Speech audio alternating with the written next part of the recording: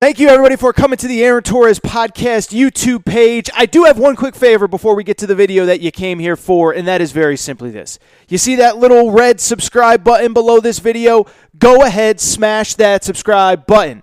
It really does help me. It really does help this channel grow and my audience grow. So go ahead and hit that red subscribe button. And now, here is the video that you came here for. Very quickly, I do want to hit on the other big story from Tuesday night's college basketball. How about those Kentucky Wildcats? A week ago, 1-6. The sky is falling. And for a second straight game, they win. And now look, I'm not going to sit here and sugarcoat it and pretend like this, they've turned the corner and they're incredible and they're going to win the SEC. No, but in a season where you start 1-6, you're looking for any positive signs, and I will give them credit for a couple things. First of all, most importantly, they had an advantageous early part of the SEC portion of the schedule. They go to Mississippi State on Saturday. They get that win. I talked about it a lot on Monday's show. Dante Allen, he's incredible. We talked about it. And then they play Vanderbilt on Tuesday at home at Rupp Arena. And they went out and they figured out how to get a win, and they did beat Vanderbilt in a game that was probably a little too close for comfort for Kentucky fans. But you know what? A win is a win. You improve to 3-6, and all of a sudden, you're starting to get kind of interesting in the SEC, right? You're 2-0 in the SEC. You got a huge game against Florida this weekend. Not saying you're going to win. Florida's a good team. We'll talk about them momentarily.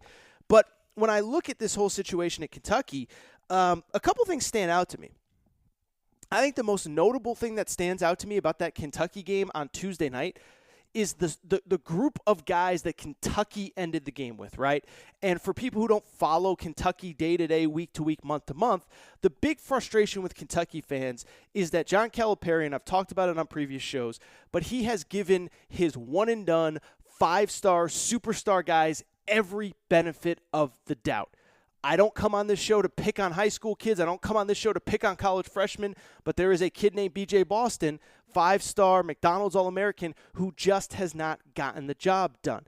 Calipari keeps putting him out there, keeps putting him out there, keeps putting him out there. Finally, on Saturday, when Calipari gets ejected, his assistant coach, his interim coach, I guess not interim coach, but the guy who was coaching for Calipari, leaves Boston on the bench, puts some of the other guys in, and they find a way to win.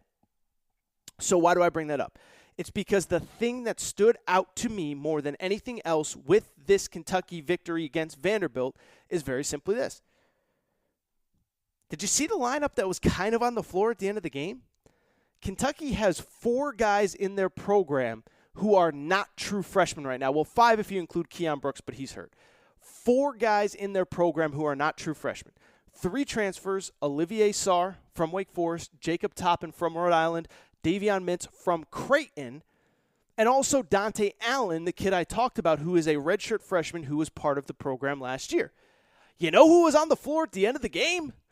Those 4, plus Devin Askew, who has actually been awesome over the last couple weeks.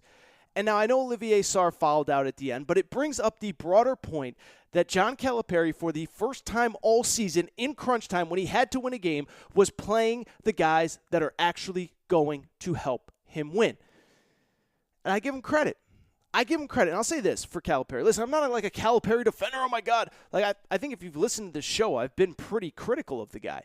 But what I would say with Calipari is very simply this. I do think there's a lot of pressure to recruiting these one-and-done McDonald's All-American guys. When you bring in those guys, you have to play them. Your job is to get them into your program, get them out, get them to the NBA as quick as possible. I'm not saying it's fair. I'm not saying it's right. I'm not saying anyone should have priority. What I am telling you is it is the reality of college football college basketball in 2021. Trust me.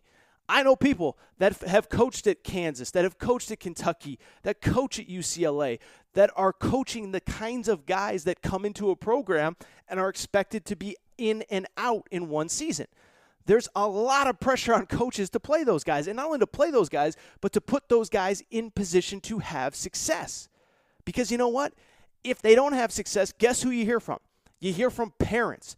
You hear from AAU coaches. You hear from high school coaches. You hear from players. In some cases, I'm just going to throw it out there. I'm not talking about anybody specific, but some of these guys, there's agents involved. I'm not going to sugarcoat it. Some of these guys have agents involved. You hear from the agents. And guess what? You want to get that next group of five-star guys? You got to make this one successful. And so I bring it up because I do give Calipari credit. It is not easy to stick McDonald's All-Americans on the bench late in games. It's not easy to stick guys who are projected as first-round picks on the bench when it matters most. So what does it mean for Kentucky going forward? I don't know. They're 3-6. They're still going to need a heck of a regular season in the SEC to get to the NCAA tournament. And I would add, the SEC's actually been looking awesome over the last 2 or 3 weeks when I look at the fact that Alabama is rolling at 3-0. The fact that I think Arkansas is pretty good. We'll see how they handle themselves at Tennessee on Wednesday. Florida, I give Mike White credit. I've been critical of Mike White. I think he's doing about as well as he can, all things considered. LSU obviously has talent. Insert your own commentary there. But the SEC is good this year.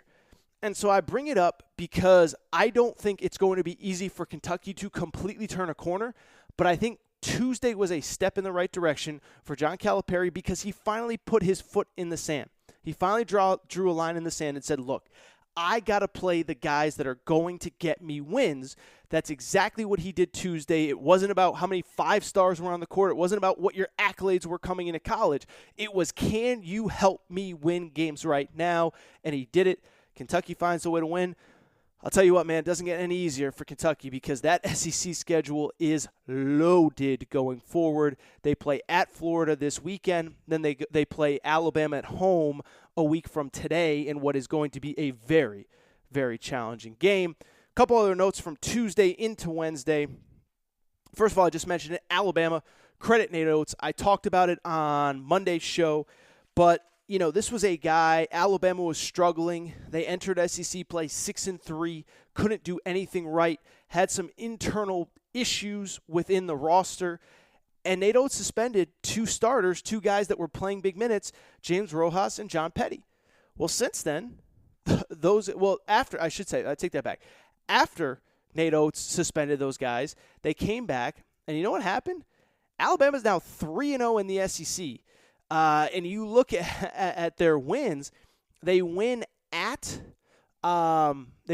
Tennessee on Saturday. They beat a good old Miss team. They beat the brakes off of them, and they beat a good Florida team. Now all of a sudden you're looking at Alabama. They are 8-3 overall, 3-0 in the SEC, the only team in the SEC that's 3-0. And it's just going to be fascinating. I think they're a really good team. I think they're a real dynamic team. It'll be fun to see what happens going forward. North Carolina, by the way, picked up kind of a wild win. North Carolina is kind of like, in that Kentucky Duke category of, like, they haven't really proven that they're